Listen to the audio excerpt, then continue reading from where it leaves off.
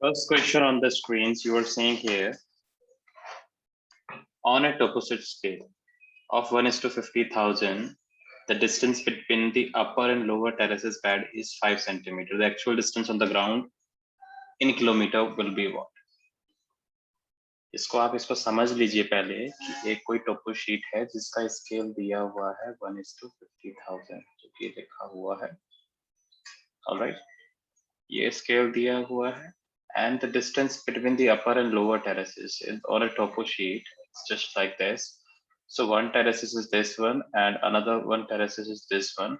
So between the upper and lower terraces, the distance they have given is that that is 5 centimeter. Where? On topo sheet. All right. So what will be the actual distance on the field that you have to calculate in the kilometer, right? So scale is equal to distance on a map by distance on ground. कभी भी आप इस फॉर्मूले को भूल जाते हो तो स्केल पे फोकस कर लीजिएगा कि स्केल क्या है. स्केल जो है ये डिस्टेंस कहाँ पे है, मैप में है, और ये डिस्टेंस कहाँ पे है, ग्राउंड पे है. ठीक है, तो इससे आपको क्लियर हो जाएगा. Now let's try to solve out this question, and I want you to solve if you know this question. तो इसको आप कर लीजिए डिस्टेंस ऑन मैप. कितना दिया हुआ है हमारे को? 5 सेंटीमीटर दिया हुआ है, और यहाँ पे कितना है? 1:50,000.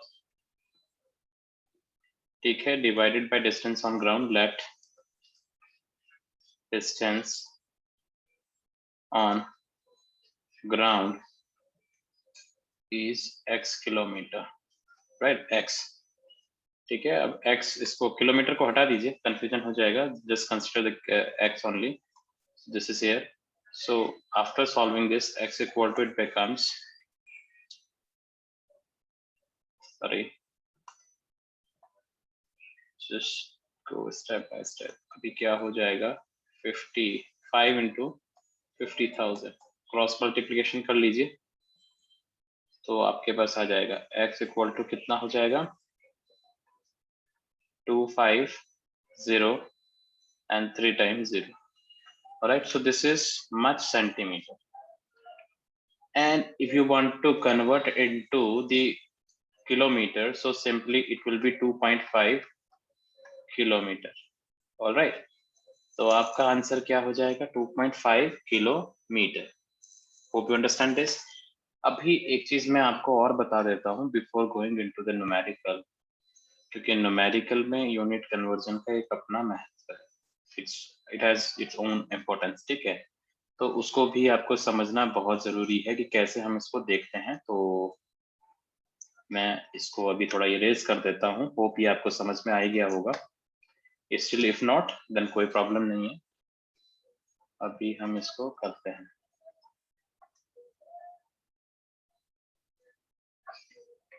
I'm taking you to the unit conversion.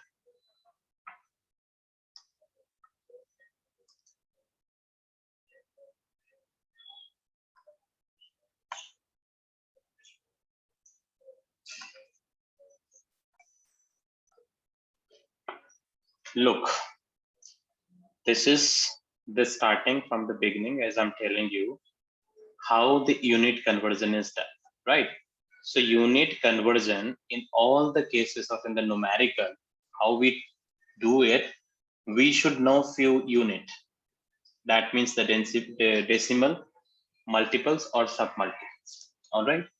So tera is going to be used when there will be 10 to the power 12. Let's say I'm writing 1.5 tera t. All right, 1.5 t. That means what it is? It is 1.5 into 10 to the power 12. If I have write giga, 1.5 GA, that means 1.5 into 10 to the power 9, simple. In similar way, the mega, 1.5 mega, if I have written MA, which implies is that 1.5 into 10 to the power 6. Then coming to kilo, kilo means 3 power, 1.5 K. Sometimes KA you will be finding as a written, or sometimes you will be finding as a K only, or here you may also receive TA sometimes. That depends on the like nm. This means nm. So K nm, the kilo year, that means 1.5 into 10 to the power 3. Now coming to the hecto, if it is HA, 1.5 HA. ये example मैं आपको ले रहा हूँ simple तरीके से ताकि आप इसको समझ पाए, ठीक है. 1.5 HA which means 1.5 into 10 to the power 200. Deca simply 1.5 deca, that means simply 1.5 only. There will be only, it will be multiplied by 10 only, that means DA, which means 1.5 into 10 to the power 1 only. Getting my point or not? This is for positive ones. For negative ones, you start from the pico.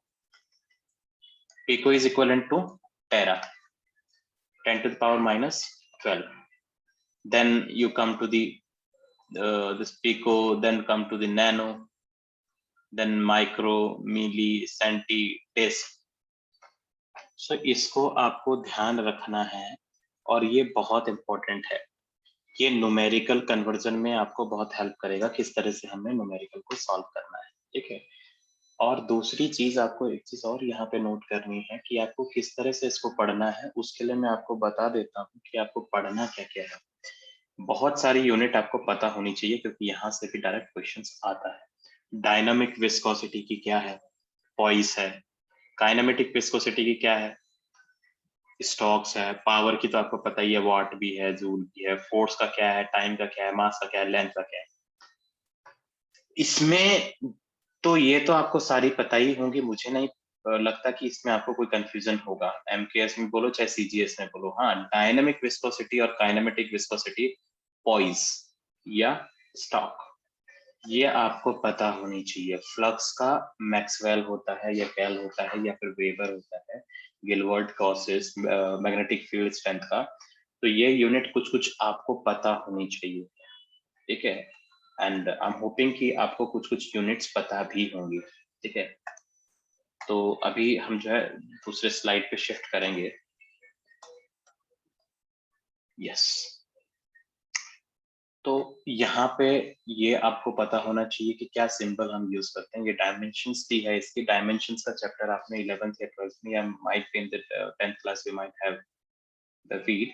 तो इसमें भी आपको geology वाली सिर्फ याद रखनी है. जैसे कि यहाँ पर आप देखेंगे, ठीक है, इसमें देखिए इंड्यूसेंस, resistance, permeability, permissivity, and then coming to symbol are these. and आपको इनकी यूनिट्स भी पता होनी चाहिए, ठीक है. और बस इतना तो आपको पता होना ही चाहिए. डेंसिटी का भी आपको, डेंसिटी का तो आपको पता ही है, उसमें तो कोई इशू नहीं है. परमिसिविटी किससे रिप्रेजेंट करते हैं, परमेबिलिटी किससे रिप्रेजेंट करते हैं, permeability by mu, permittivity by epsilon, and then impedance by L and resistance by R, ठीक है. इसमें इसकी यूनिट्स भी आपको पता होनी चाहिए, परमिसिविटी की क्या है और इसकी क्या है. And just try to find out, do some homework और आपको मिल जाएगा, ठीक है. लेकिन आपको हाँ नोट करना था तो ये आपको नोट कर लीजिएगा, ठीक है. दूसरा आपको एक चीज और पता होना चाहिए कि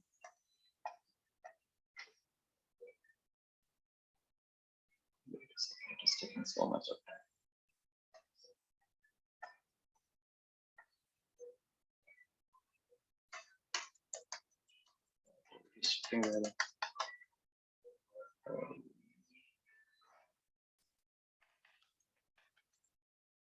Shift it from next. After I shift from here only. Yes. So here is some unit which is important, which you may note down even. All right. Acceleration, you know very well. Volume, viscosity, kinematic, that you have already noted down. अभी आपको बस कुछ और units का पता करना है. Enthalpy का आपको जरूर पता होना चाहिए. एंट्रोपी का भी पता होना चाहिए because it is used here also. And permeability का derived यूनिट इधर लिखा हुआ है. परमेबिलिटी का जो हमारा होता है हेनरी पर मीटर होता है, इसको आप नोट कर लीजिए।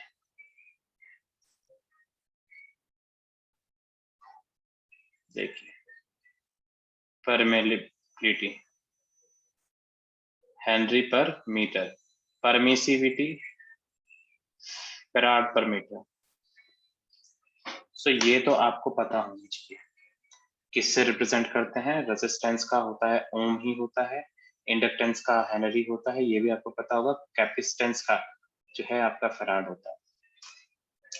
तो कुछ कुछ यूनिट आपको ध्यान रखनी है, because in the GATE, in the NET, in the IIT exam और in the state examination, objective examination, वहां पे पूछी जा सकती है, तो इम्पोर्टेंट तो है ही ये।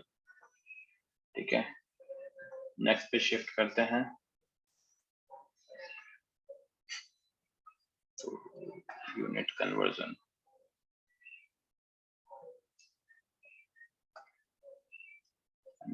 हो गया।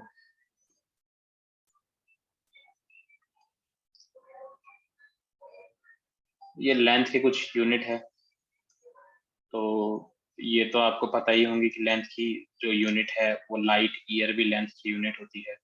परसेक है, फैथम है, ये मील है, लेकिन इसमें सबसे बड़ी जो यूनिट जो लेते हैं हम लाइट ईयर लेते हैं। ठीक है, और नॉक्टर्नल माइल भी एक यूनिट है जो कि लेंथ की ही है अगेन, तो इसको भी आपको ध्यान रखना है। लाइट ईयर से आप ये मत समझ लीजिएगा कि ये किसी और चीज की यूनिट है, its unit of distance again. 1 light year का मतलब क्या होता है? इसका मतलब होता है सिंपली, यानी एक ईयर में, इन 1 ईयर जितना लाइट ट्रेवल करती है उसको हम 1 लाइट ईयर बोलते हैं। अब कितना करती है आपको पता होगा कि स्पीड जो है लाइट की वो क्या है। ठीक है, उसके हिसाब से आप जो है उसका डिस्टेंस कितना ट्रेवल कर रहा है एक साल में, वो जितना है उसको ही हम यहाँ पे करते हैं। ठीक है, तो वो हमारा है। एक नॉक्टर्नल माइल्स जो होता है 1.852 मीटर रहता है। इसको आपको बस याद रखना है, फीट में कितना होता है, मीटर में याद रख लीजिए, फीट की जरूरत नहीं है, फीट में आप खुद से इसको कन्वर्ट कर सकते हैं। ठीक है, तो ये इंपॉर्टेंट चीजें हैं जो आपको पता रखनी पड़ेगी। बस जो क्वेश्चन, जो प्रॉब्लम आती है जनरली, वो ऐसी जगहों पे ही प्रॉब्लम आती है। ठीक है, एरिया का यूनिट, वॉल्यूम का यूनिट, कैसे हम इसको कन्वर्ट करेंगे, ग्रेविटी का क्या यूनिट है, उसको भी बहुत ज्यादा जरूरी देखना होता है। ठीक है, तो इस तरह से टाइम हो गया, जैसे स्पीड हो गया, नॉट स्पीड की है, तो मतलब डायरेक्ट मैच दी कॉलम भी क्वेश्चंस आते हैं। प्रेशर्स का कौन कौन सा यूनिट रहता है, तो it is again important work. तो I try to share you with you, ये मैं शेयर कर दूंगा, बस आप इसको एक बार देख लेना, गो थ्रू करना इसको। वैसे तो आपके पास ऑलरेडी आ चुका है, वीडियो से आप नोट भी कर सकते हैं, और आपको ऑनलाइन भी मिल जाएंगी बहुत सारी जगह पे। विस्कोसिटी का है ये पीछे, डायनेमिक और एब्सोल्यूट विस्कोसिटी कैसे हम इसको निकालते हैं, और जनरली इट इज न्यूटन सेक पर metre. So 1 poise is equal to dyne second by centimeter square 2. So it is important actually, आपको याद रखना है, क्योंकि डायरेक्ट क्वेश्चंस है। I'll try to show you कि कैसे उसको रखते हैं। तो ये इंपॉर्टेंट चीजें मैंने आपको बताई, अब इसको हम देखेंगे, कोशिश करेंगे। हम फर्स्ट पेज पे चले जाते हैं कि हमने क्या देखा था, उसका अभी हम इम्प्लीकेशंस करेंगे, कैसे उसको करते हैं, क्या डेसिफर वो करता है। यहाँ पे आ जाइए। ठीक है, ये देखिए, जैसे कि अभी आपको अगर याद होगा, तो यहाँ पे मैंने बताया था आपको कि हमारे पास कितना आंसर आ रहा है। ठीक है, तो जब हमने इसको सॉल्व किया था, what was the answer, if you remember, तो हमारा आया था 250,000। इतना क्या आया था हमारा, सेंटीमीटर, पीछे वाले क्वेश्चंस का। ठीक है, wait a second, ये भी थोड़ा प्रॉब्लम करता है। ये था ना, यहाँ पे हमारा ये आंसर आया था, याद है आपको? अभी नहीं याद है, कोई बात नहीं, इसको अगर हम सॉल्व करते हैं तो इसको दोबारा से सॉल्व करके मैं दिखा देता हूँ। यूनिट कन्वर्जन भी अभी यहाँ से हम करेंगे, ठीक है।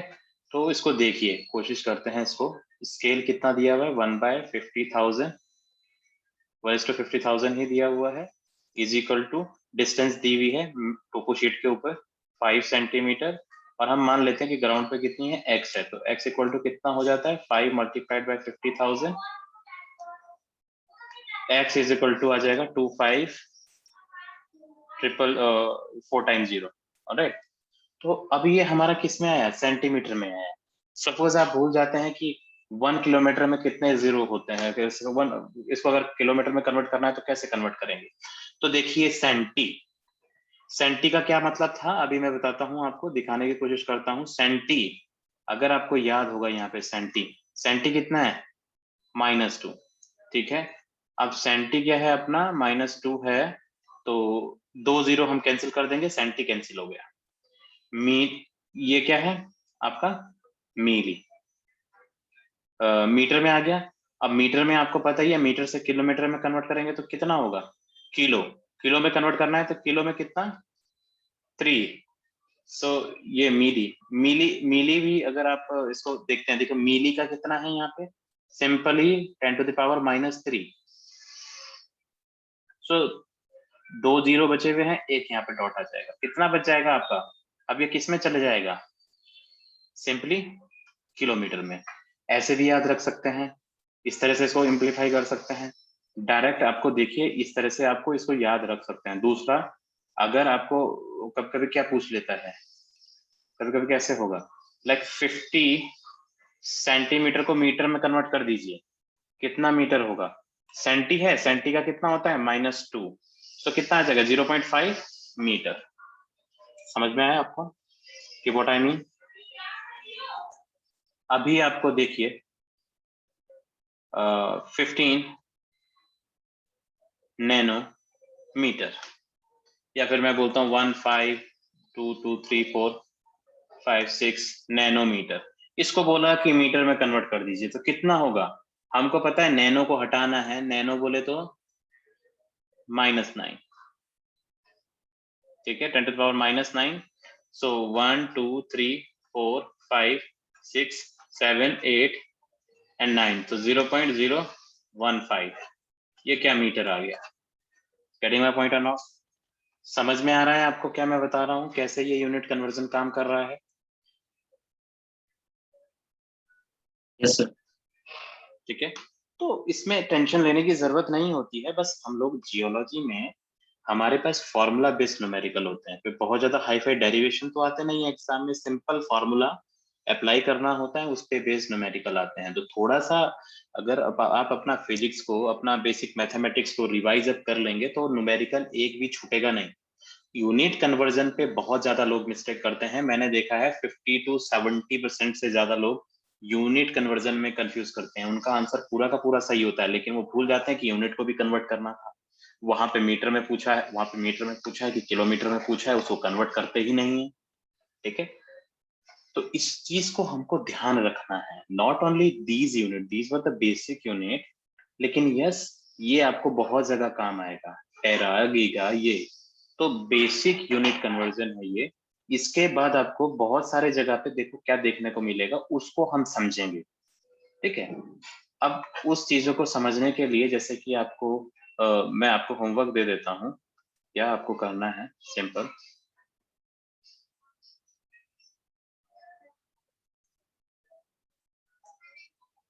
ऑलराइट, तो होमवर्क ये है कि आपका जो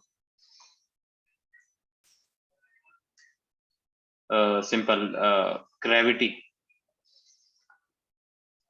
ग्रेविटी की यूनिट्स आपको देखनी है कौन कौन सी होती है, यूनिट ऑफ ग्रेविटी, ठीक है।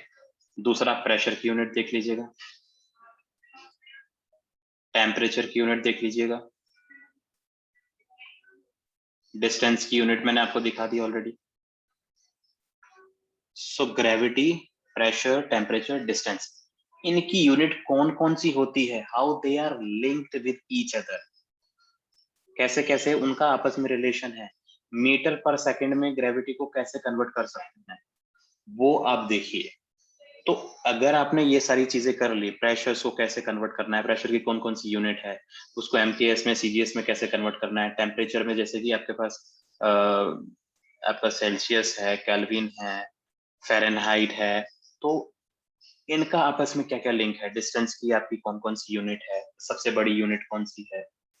सो अगर आपने ये इतनी सारी ही यूनिट है, बहुत ज्यादा नहीं। दूसरा जो जो अभी फोर्सेस आप पढ़ेंगे, विस्कोसिटीज वगैरह हो गई, उनकी क्या क्या यूनिट होती है, डार्सी भी होती है, तो उसको आपने कर लिया तो आपका मतलब एक दो कोई दो तीन क्वेश्चन जो है कहीं नहीं जा रहे हैं। ऊपर से कॉन्फिडेंस अच्छा रहेगा क्योंकि आपका बेसिक कॉन्सेप्ट क्लियर हो जाएगा। तो इसको आप एक तो समझ लीजिएगा, ठीक है। और ये होमवर्क है आपका, इसको मैं पूछूंगा भी, ठीक है, और you will have to tell me. दूसरा आप आ जाइए, नेक्स्ट क्वेश्चन पे चलते हैं अपने। ये question hope it is clear. Is the question clear?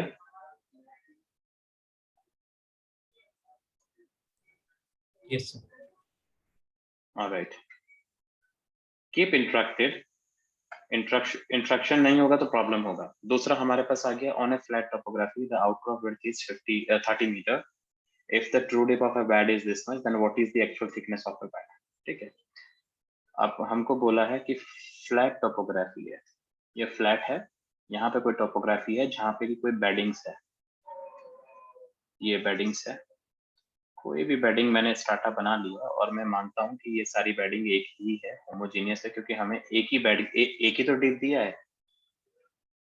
अब यहाँ पे हंड्रेड्स ऑफ बेड भी है, थाउजेंड्स ऑफ बेड भी है, तो उनका डिप यही होगा।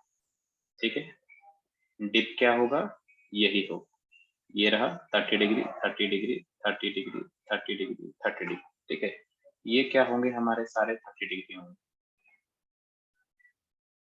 ठीक है, सिंपल ट्रिग्नोमेट्री यहाँ पे काम करता है। और ये जो अब हमें क्या निकालना है, एक्चुअल डिस्टेंस निकालनी है। एक्चुअल डिस्टेंस क्या है, ये तो टिल्टेड स्टार्ट है। अब यहाँ पे हमें क्या मिल रहा है, हाँ, यहाँ पे तो हमें ये लग रहा है कि ये डिस्टेंस है। थिकनेस क्या लग रही है हमें, ये लग रही है, लेकिन एक्चुअल थिकनेस तो ये है ना, परपेंडिकुलर अगर हम ड्रॉ कर दें यहाँ पे, तो वही तो एक्चुअल थिकनेस होगी। समझ में आ रहा कि नहीं आ रहा है? ये देखिए, परपेंडिकुलर ड्रॉ जब करेंगे तभी तो हमें एक्चुअल थिकनेस पता चलेगा। एक्चुअल थिकनेस तो यही है। ठीक है, तो ये हमारा एक्चुअल थिकनेस है। एक्चुअल थिकनेस ये है, लेकिन हमें सरफेस वाला दिया हुआ है कि फ्लैट टोपोग्राफी पे कितना है, 30 मीटर है, यानी ये जो है 30 मीटर है, क्योंकि एक का ही तो दिया हुआ है हमें। एक एक बेड का ही तो बोला, बेड्स नहीं बोला। ठीक है, बेड का जो है सरफेस पे कितना थिकनेस दिखा रहा है, 30 मीटर दिखा रहा है। तो ये होप अगर ये रिपीटेड है तो सबका 30 मीटर मान सकते हैं। लेकिन हमें निकालना क्या है, एक्चुअल थिकनेस निकालना है। तो actual thickness is what, perpendicular. Simply आ जाइए ट्रिग्नोमेट्री पे कि ये रहा आपका परपेंडिकुलर, ये रहा आपका बेस, परपेंडिकुलर के सामने वाला एंगल 30 डिग्री दिया हुआ है, इसको हम x मान लेते हैं, ये हमारा 30। मतलब अगर मैं डायग्राम इन्वर्ट करूं तो डायग्राम कुछ ऐसा है कि ये परपेंडिकुलर है, ये दे रखा है 30 मीटर। समझ में आ रहा है आपको? और ये परपेंडिकुलर है हमारा ये वाला पोर्शन, ये 30 डिग्री है यहाँ पे, ये हमारे को निकालना है। कैसे निकाल सकते हैं? पाइथागोरस थ्योरम से राइट एंगल ट्राइंगल में आपके पास दो साइड हो तो तीसरी साइड आप पता कर सकते हैं। ठीक है, लेकिन यहाँ पे हमारे पास एक ही साइड दी हुई है, हमारे पास एक ही साइड तो पता है, दूसरी साइड हम मान रहे हैं, तीसरी साइड भी मान लेंगे तो नहीं निकाल सकते। तो it's not possible to calculate it through the Pythagoras theorem. लेकिन ट्रिग्नोमेट्री में हमारे पास एक और चीज है कि हम जो है थीटा से निकाल सकते हैं। तो in right angle triangle simply हम कोई भी साइड निकाल सकते हैं अगर हमें एक साइड दी हुई है, बशर्ते एक एंगल दिया हुआ होना चाहिए, थीटा की वैल्यू हमें पता होना चाहिए। तो ये 30 है, तो हम ये वाली निकाल सकते हैं, इसको भी निकाल सकते हैं। सिंपली देखिए, तीन फंक्शन जो है एंगल के होते हैं, साइन थीटा जो इंपॉर्टेंट है, sine theta, cos theta and tan theta. अभी साइन थीटा ये राइट एंगल ट्राइंगल के अकॉर्डिंग होता क्या है, सिंपली आपको भी पता होगा। ले लो आम, ले लो, कच्चे कच्चे आम ले लो। ये है आपका साइन थीटा, ये है आपका कॉस थीटा, और ये है आपका टेन थीटा। यानी इसको आप ऐसे भी याद रख सकते हैं, पंडित, बद्री, प्रसाद, हर हर बोल। परपेंडिकुलर अपॉन हाइपोटेनस, वही सेम चीज है, याद रखने के तरीके अलग है। ठीक है, this is sine theta, this is cos theta, this is tan theta, perpendicular upon hypotenuse. Perpendicular, देखिए sine theta is equal to perpendicular upon hypotenuse. हमारा तो काम इसी से हो गया, यही वाला साइन थीटा का फॉर्मूला ही लग रहा है, टेन थीटा कॉस थीटा की हमें जरूरत ही नहीं है यहाँ पे। तो इसको आप समझिए कि अब हम इसको कैसे करेंगे। ठीक है, परपेंडिकुलर अपॉन हाइपोटेनस, तो sine 30 degree equal to perpendicular is x, hypotenuse is given 30, and which implies as sin 30 का वैल्यू कितना होता है 1/2, which is equal to x upon 30। 2x equal to कितना हो जाएगा, इसका क्रॉस मल्टीप्लिकेशन कर दीजिए, 2x equal to 30, x equal to 15 centimetre is the answer. तो एक्चुअल थिकनेस इज 15 सेंटीमीटर। अब यहाँ पे देखिए कुछ दिया हुआ नहीं है और लिखा हुआ है already in metre, maybe it's in the bracket over here dash. आपको बताया ही नहीं कि कैलकुलेटर किस में कैलकुलेट करना है, सिंपल एम लिखा हुआ है तो मतलब है आपको पता चल गया कि मीटर में निकालना कितना मीटर होगा। Maybe here it is given as kilometre, then simply you'll have to calculate your answer into the kilometer। जैसे अभी हमारा सेंटीमीटर में आया था तो इसको हम किलोमीटर में कन्वर्ट कर सकते हैं। ठीक है, सेंटी में कितना होता है -2 की पावर 2 पावर रहती है, और मिली में कितना रहता है आपका 3 पावर रहता है। ठीक है, तो 5 कन्वर्ट होकर के 5 - 5 में, मतलब इसको we will be dividing it by the that much by 10 to the power -5, then it will be converted into the kilometer। वैसे समझ में नहीं आता तो जैसे आपको समझ में आता है यूनिट कन्वर्जन का, उस हिसाब से आप कर लीजिएगा। ठीक है, कोई इशू है किसी को, कोई क्वेश्चन है तो पूछ लीजिए। No, alright, okay.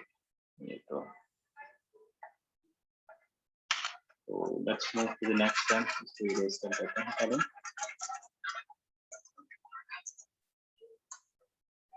यस, आ जाइए यहाँ। There are two outcrops on map of 1:25,000. They are apart how much? 12 centimeter. What is the ground distance between these two outcrop? ये किसी टोपो शीट पे है या किसी मैप पे, किसी भी मैप पे है, दो आउटक्रॉप है। ये सपोज ये कोई हमारा मैप है, इधर को मैं नॉर्थ मार्क कर देता हूँ, कुछ भी मैप हो सकता है। एक आउटक्रॉप ये है हमारी, और ये आउटक्रॉप एक ये है। इन दोनों के बीच का जो डिस्टेंस है वो कितना है, that you have to calculate. ठीक है, अब स्केल के फॉर्मूले से आप इसको सॉल्व कर सकते हैं। सिंपली स्केल का फॉर्मूला लगाइए, आपके पास आंसर आ जाएगा। ठीक है, which is 1/250000, which is equal to distance upon map 12 by x। Ground पे हमने माना x है, so x equal to will be what? 12 multiplied by 25,000। ठीक है, इसको सॉल्व कर लीजिए, कितना आ रहा है, that will be your answer। 3 kilometers. How much? 3 kilometers. 1 No, sir. 3 kilometers. 8 12 3 multiplied। kilometers. मेरे को नहीं समझ में आ रहा आप क्या बोल रहे हो। Sir, 3 kilometers. Sir, 3 okay, Yes. all right, yeah, so in total what you are getting it, yes, here it is 3000000, all right, so 5 times you have to cross and then it will be converted directly to the kilometer, right? So likewise अभी देखिए आपने क्या किया, formula पूरा सही लगाया, solution आपका ठीक था, लेकिन आंसर आपने क्या कर दिया, आपने इसको लिख दिया 3 लाख। अब जब आपको आंसर दिखेगा आंसर शीट में, यू विल बी रिसीविंग 3। आपको याद तो लगेगा, अरे मैंने तो यूनिट कन्वर्ट ही नहीं किया, आपका मार्क्स गया। तो यूनिट कन्वर्जन पे आपको विशेष ध्यान देना है, it's very important. Alright, so let's move to the next. अब ये आता है अपना जियोमॉर्फोलॉजी का क्वेश्चन। ये बहुत इंपॉर्टेंट है, यहाँ पे भी आपको यूनिट कन्वर्जन का ध्यान रखना ही रखना है। But before we solve this question, let's rejoin.